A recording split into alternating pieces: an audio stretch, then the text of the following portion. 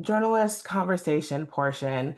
Our peace and conflict conversation today will center reporting from Mélanie Gouby about her Pulitzer Center supported project, Our Minerals, Your Rules. The link to this project has been shared in your Zoom lobby and the session links.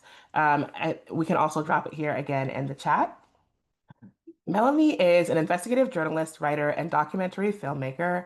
Her work strives to expose the systemic root causes underpinning violent conflict, inequalities, and environmental destruction, and to amplify grassroots perspectives.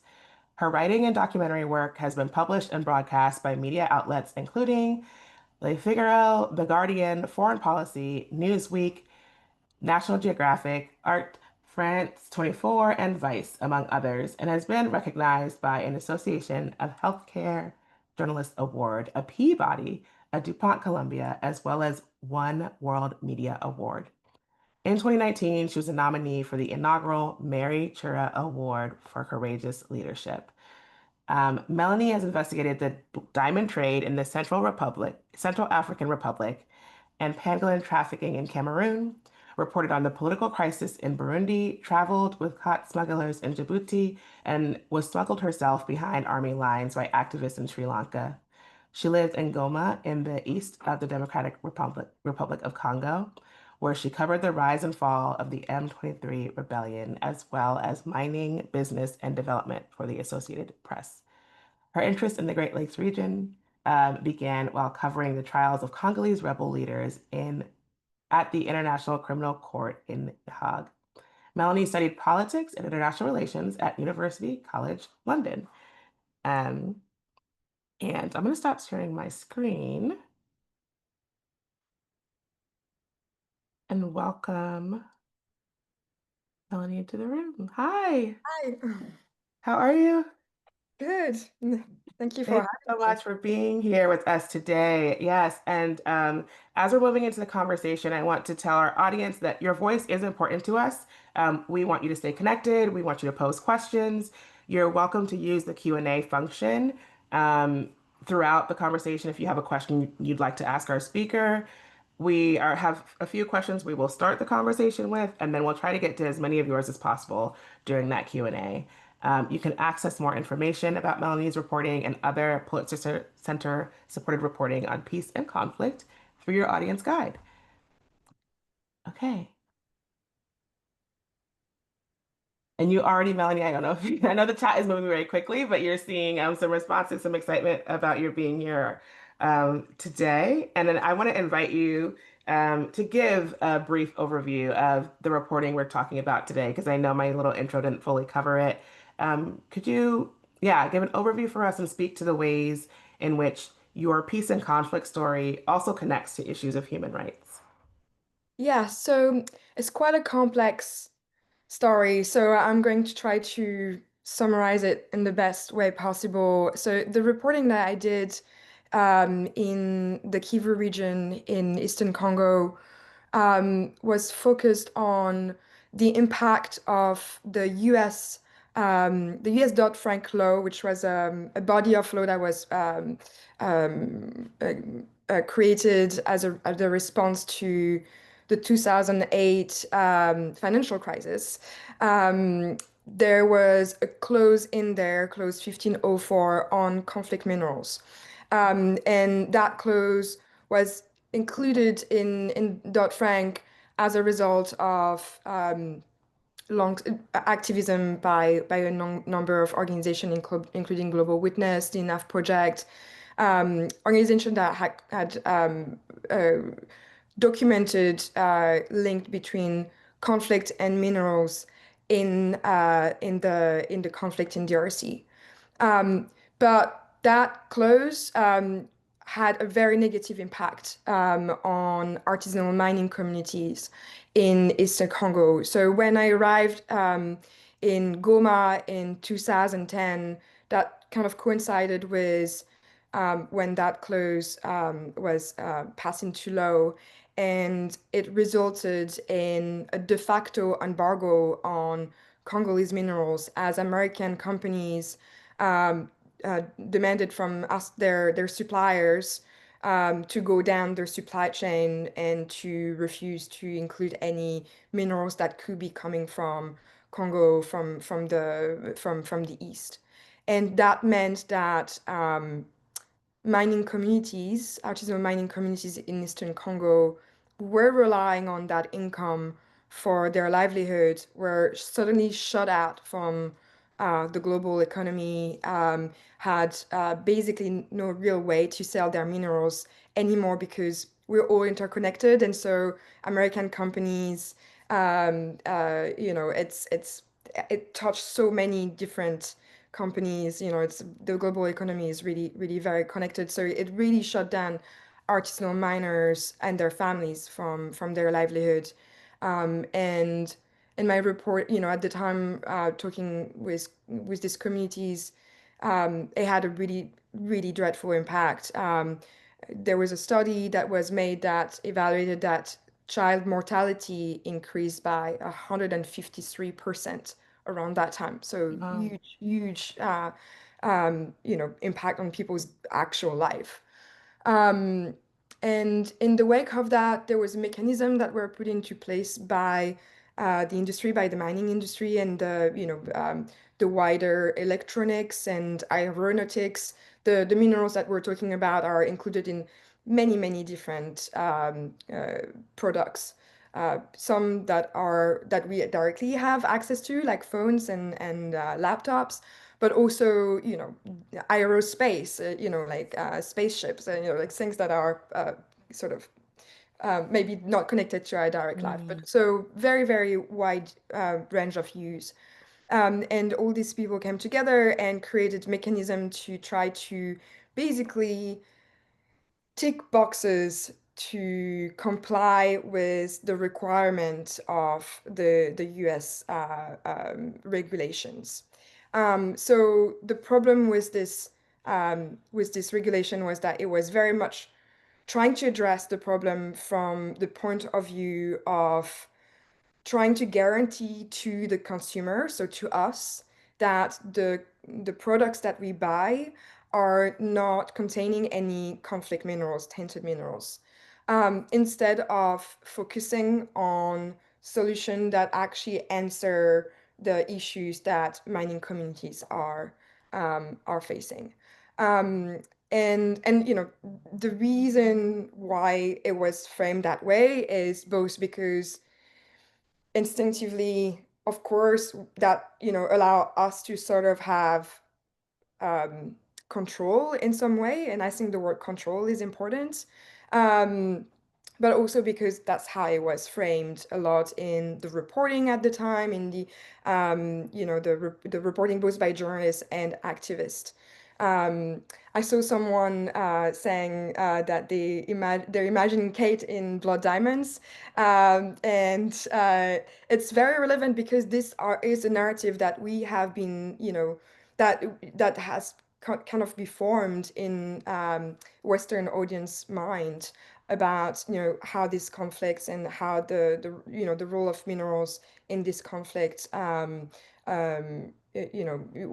it is, and it always kind of centers us rather than really centering the communities. And certainly Blind Diamond also makes a very simplistic vision of what really happened. But I think, a big element that's always missing from these stories is that you do have, in this case, tens of thousands of people, hundreds of thousands of people, really, who directly depend on that income in region where people do not have alternatives. The alternative for people is either they're artisanal miners, or they're subsistence farmers, or they're fishermen, or they do some form of not exploiting, but like, um, using the natural resources around them.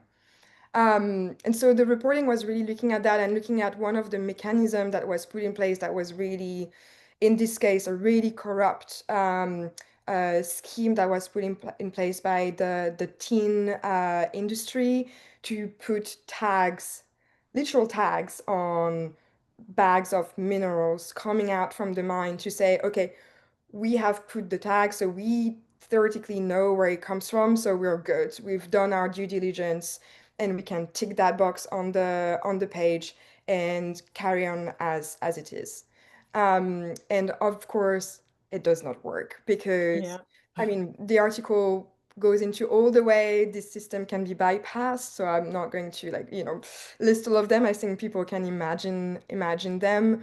Um, but also, and very importantly, it created a system where it was asking the poorest people, literally probably the poorest people on the planet, to pay a fee to guarantee consumer like us that their minerals were not tainted.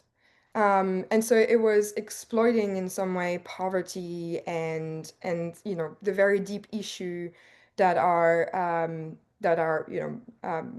ongoing in DRC and was creating a system without going too much into the details, where it was putting Congolese artisan miners at a disadvantage compared to their neighboring country.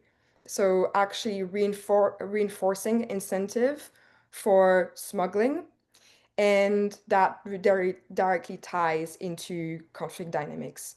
So currently, um, there is Eastern Congo is again at war with its neighboring country, Rwanda, and that's partly, but in a very big way, because Rwanda wants to have access to these minerals. Yeah. So a lot of And human rights violations in all of like, and the yeah, list is extensive, yes, yeah. in that response to the question. And I'm glad that you brought up that last point about the a solution or an attempted solution that's actually requiring the miners to pay to sort of prove this, because that was one of the things I noted down in my rating of it. And I see a teacher responding to that here, about that being a thing that truly does not make sense. And I didn't make this connection before, but our audience is educators today, and I think in some small way, you all are familiar with the idea that like a policy is enacted that it is not necessarily making your labor easier, or sort of, wants folks to think more about, okay, how do I tick the box, and get that attention away? So, but this obviously with much more direct and like larger impact on folks' daily lives. Um, Throughout this series that we're doing, this Global Connection series, we're discussing the ways in which the historical context can help us better understand modern issues. And that's another thing I think your story does well. You take us through both like regional context to industry and enterprise, and understanding, from the consumer end, from the miners end, all these different pieces. Can you discuss like why that was felt important to you to do? In general, the importance of understanding the historical roots of modern conflicts, and how that knowledge might help a reader fully understand and appreciate your story. Yeah, that's a really good question. So, it's something that's really important, I think, in this story is that the conflict in Eastern Congo is extremely complex, and a lot of the time, the minerals are centered in Western reporting because it is directly connected to us in a very immediate way that you can say, oh, there is minerals in your phone, but the conflict is connected to us in a more important way, I would say, through the colonial history of the region. So a lot of the conflict dynamics that are ongoing are the direct result of people being colonized, and the systems and the divide that were put in place in this case by Belgium. And I just want to say very quickly that um, I think it's not because it's Belgium, I'm not Belgium, you're not, you're not Belgian, yeah, but we're still from the West, and we're still from, or definitely I am from, a continent that colonized more broadly and justified colonization. So I really think that's, it's really important to like look at it as like it's still our responsibility to correct all the damage that was done during that time. And the fighting in Congo very much result from, there is a border between the Kivus and Rwanda, and people were divided, and people were, communities were um, divided in terms of ethnicity, which didn't really exist at the time, and ranking between ethnic groups, and famously, unfortunately, famously Tutsi and Hutus in Rwanda. Have been fighting over this class divide, and that led to the Rwandan genocide in 1994. And that's, in many ways, what has led to the conflict in Eastern DRC. It's this sort of combination of historical dynamics in DRC, but also then the dynamics that created in Rwanda, and all of this sort of intertwining in very complex way around actually on a very simple level around, like, who belongs, who Mhm. has the right to be there, who has the right to own the land, and the minerals being part of that, as in, like, okay, who has the right to mine here, who has the right to benefit from these natural resources. So I think, bringing this back into, bringing that context there was really important, because then I think it's easier for people to understand why, just like putting tags on bags is not going to really help, because, you're not really addressing why people are fighting in the first place.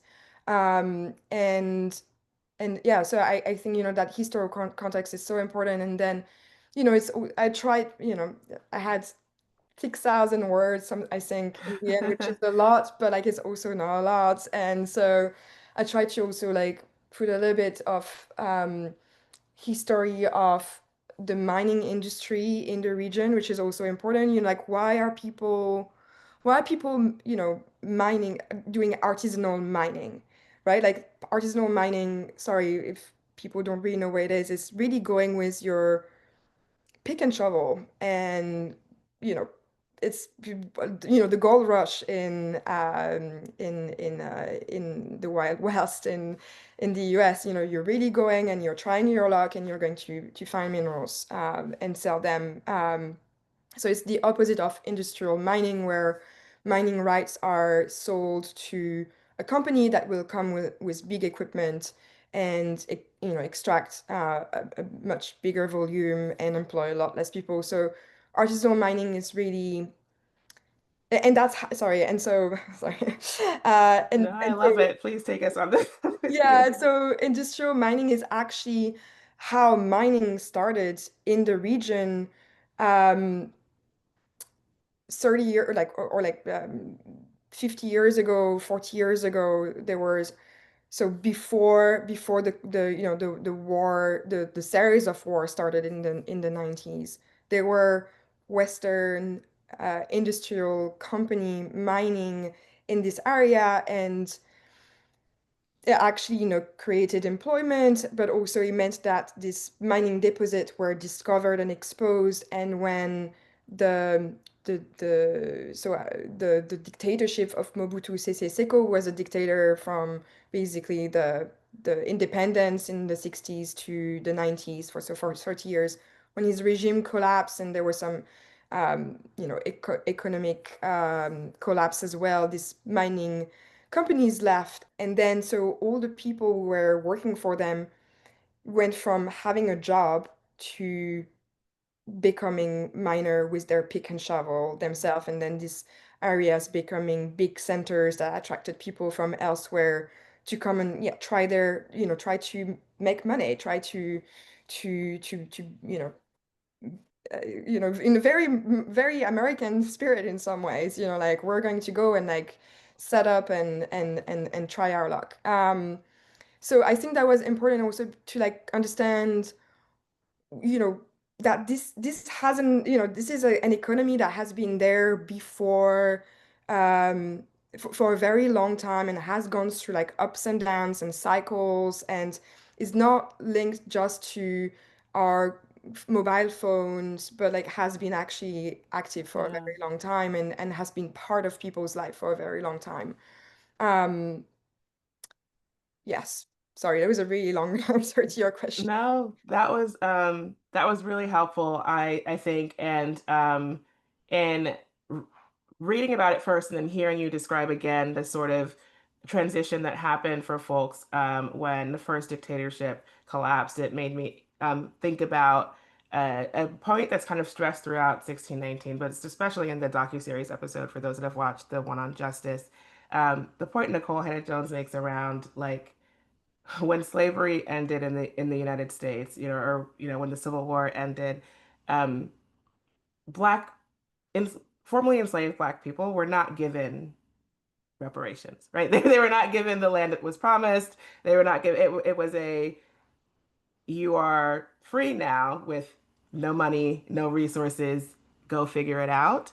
And that sort of being part of this history of economic inequality and different things in the United States, and how there have been other tragedies and other sort of genocides, terrible events throughout the world where folks have been given at least some attempt, right, at repair. And so I think one of the things that when I talk about 1619, when I talk about those resources, I'm very clear that we're looking at the American context, right? Sort of chattel slavery within the United States and that legacy of slavery. But then also, what I'm excited about with this series is understanding that legacy as part of this bigger colonial one, or legacy of colonization, and the different, impacts across spaces. But so thank you for being here and like helping put some of those pieces together in that way, and helping us make those connections. Okay, I have one more question, and then we will get a few from the audience here. And it's just around this idea of that you've already touched on several times, like um, shared investment and trade and profit. Um, I'm asking it coming from, again, this understanding of the US enslavement context.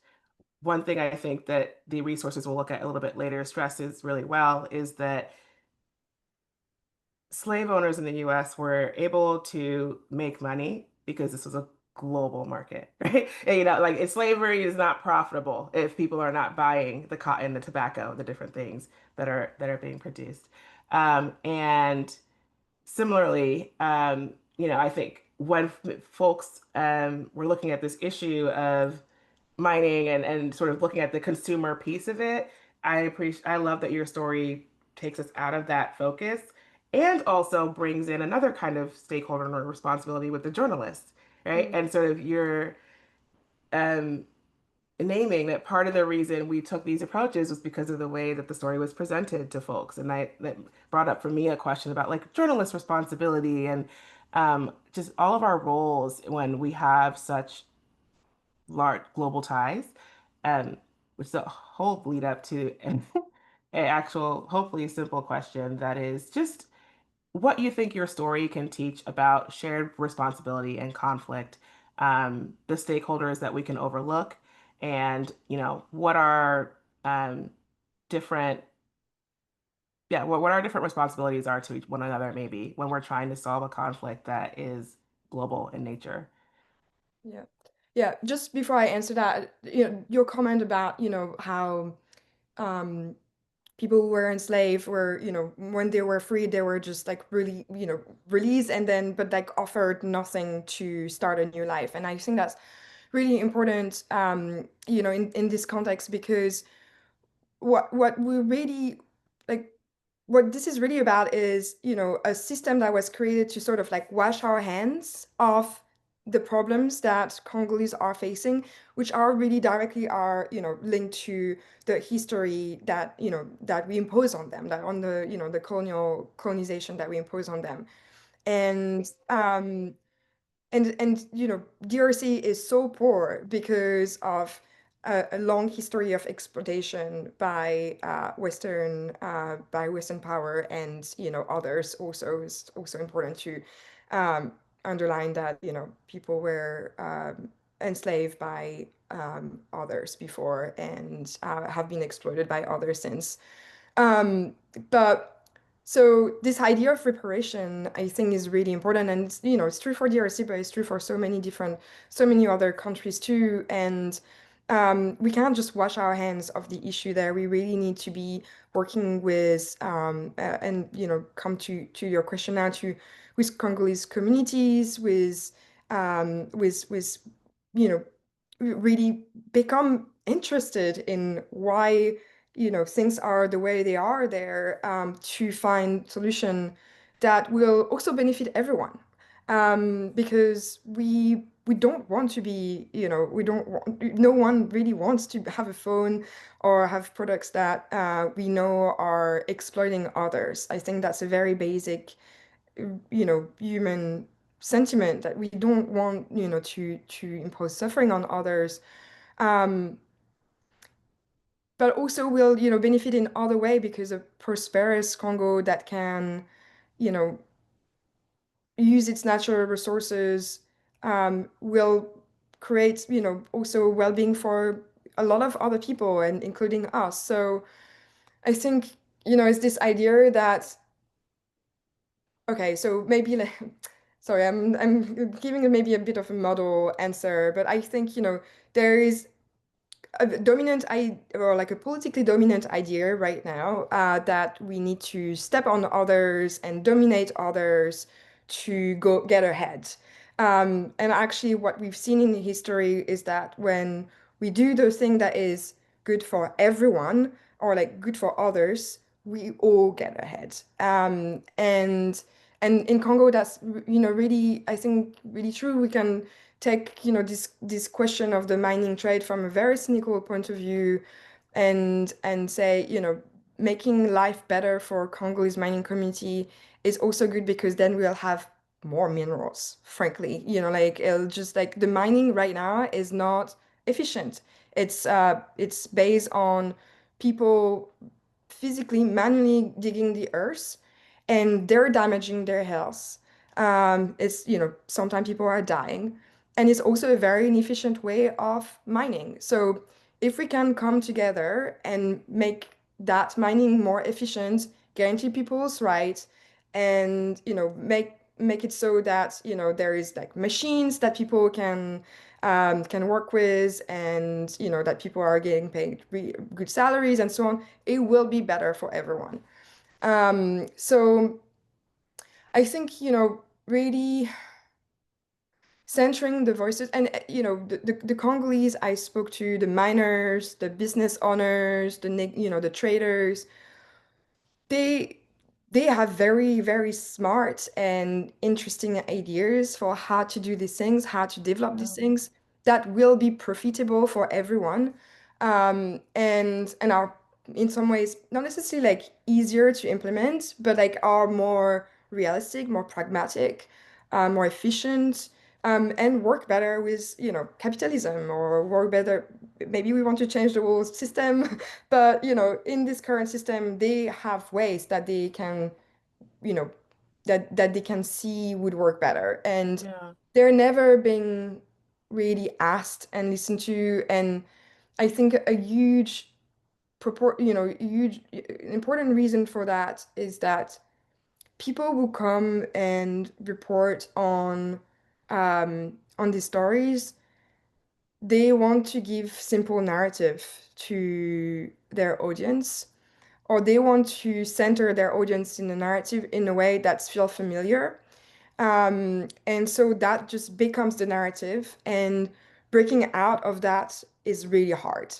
It's really, really hard. So just to give you an example with this story, when I reported in 2000, it was 2012, I was hired by a press, big global press agency, and I reported on how, the impact of the US Dodd-Frank Act was so disastrous on mining communities, how people were,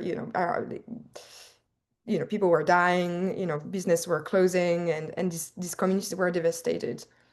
And my editor at the time just wouldn't believe that there was no positive impact, that there was, no real Mm, positive change to report, and that it was so severe. And so the story never was published. Um, and that's because the narrative was, around it was so strong that it was impossible for my editor to even, I think, either picture or allow this to be the reality. Um, so I mean, I don't really like have like a fully formed like answer to your question, but I think really trying to listen to, alternative voices. Sometimes it's really hard to say also in this age of disinformation where like we have so many conspiracy theories online. But people saying things from the ground as much as yeah. possible, people who are there, people who are directly impacted, and not necessarily the expert, the PhD at Harvard and the expert in, even in Kinshasa, or in Paris, to try to have to center this voice. And I'm really happy to be talking today, but I know that, in most cases I always try to um have someone from the region speaking, if I'm invited to events. I know this is about Yeah. journalism, so it's a little bit different, but um I think really trying to center the voice of the people who are the closest possible to where the issue is happening is really important. And we can do that more today because of of these tools. So hopefully we That was can a be a brilliant guide. answer. I Um, mean, sorry. yeah, no, brilliant and connected truly to like the second half of our day today, where we'll be looking at a tool that some teachers made to help folks do just that. Um, Kelly does have a question here, around, I think, there's the media sort of desire to make things simple, and knowing that that can maybe get a story further. In the case of this audience, they are working with children. So there is also sort of an imperative to kind of make things accessible, right? Help students understand these stories in a way that's age appropriate. And so Kelly's asking, she is a world history teacher covering imperialism on the continent of Africa. They're tackling Congo and King Leopold next week. This is feeling very timely. And yeah, she's just curious about if you have suggestions on how to help learners kind of make some of the connections you've made in this conversation today. Hmm. That's a really good question. It's a really good question. It's a really hard one because I think for children, it's especially difficult to go into all of this, like, complexity. Um, I think, you know, probably, I think the key thing that I would retain from this, it's that it's important not to project ourselves onto situation, right? It's important to we I understand the instinct or the desire to want to be connected to a certain to a certain situation, and there is something like almost a little bit perverse in this, like, conflict minerals like narrative, because it does center us as the bad people, but also as the savior. And so it's a very complex one to entangle, because we should try to help, and we should do something about it. But the reason why we should do something about that is not just because we have minerals in our phone, is because we are all connected and we're all human beings. And this situation in this case, a lot of the things that are happening in DRC, but also all around the world, are directly connected to actions that our forefathers, our ancestors took, and that we are still responsible for. But that, in doing that, in taking responsibility, the main thing we need to do is to listen and to not tell the other what they need to do, what they need to think, what is their issue. right? Like I think I hear that a lot in the context of also race dynamic, right? In the US, in Europe, right? Like it's great, like you want to be an ally, but you have to listen first. You're not going to, you shouldn't like put yourself in like the, as a white savior, right? Like, or and maybe these children are, obviously a lot of these children won't be white and will understand, some of them will understand that instinctively, and we're talking about people in Africa, so it's a bit different, but it is the same dynamic. Mhm. Is you have to listen first, and maybe there is no obvious solution immediately, and that can be a little bit difficult to accept, that things are so complex that maybe you can't push a button and or like you can't buy your way into improving a situation, but you need to stay engaged and need to keep listening. Yeah. Thank you so much. Yeah, and I love that as a point to close on. We did have a few more questions in here with sort of specifics, details about how the materials are used and some of the companies mentioned, but a lot of those details are answered in the reporting. It's super well written, and I hope that folks will take the time to go in there following our call today.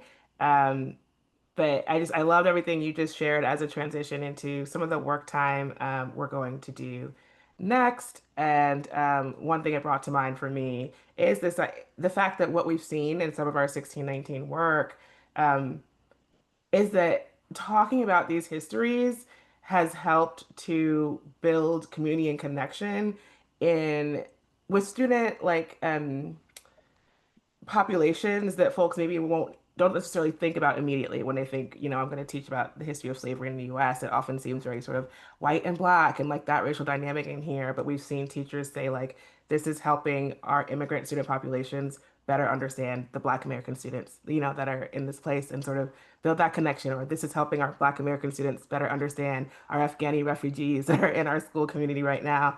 And it's just been a really lovely um, outcome, right, of sort of helping kids build these connections in a way that doesn't necessarily center them to start, but also it's pulling on universal threads and experiences in different ways. So thank you for the work that you do and for taking the time to chat with us here today. I will allow you to say, if there's anything you want to leave us with, kind of a closing piece. But yeah, other than that, I'll move us forward. Thank you so much. Thank you. Tax the rich. I think it's the solution to a lot of stuff, and I have included that in my article at the end. Like companies will not be the solution to our issues, but Yeah, we can tax them and find better solutions. Use that amazing. money for better things. But no, I think this is really important, and all of these issues, they're very interconnected, and to some degree they mirror each other and they co each other. So um, yeah, I think it's a really important lens, and I think someone said that in the chat, but focusing on the importance of listening. Yes, I think that's really because when we listen to each other, then we can find good solutions, and we've really lost that ability, um, and that's unfortunate. So I think that's really what we need to tell our kids, or help our kids do more. Yeah. Thank you. Okay. Thank you so Um, much. yes, thank you. And folks, please do share your appreciations in the chat here for Melanie. Um, let me stop this recording.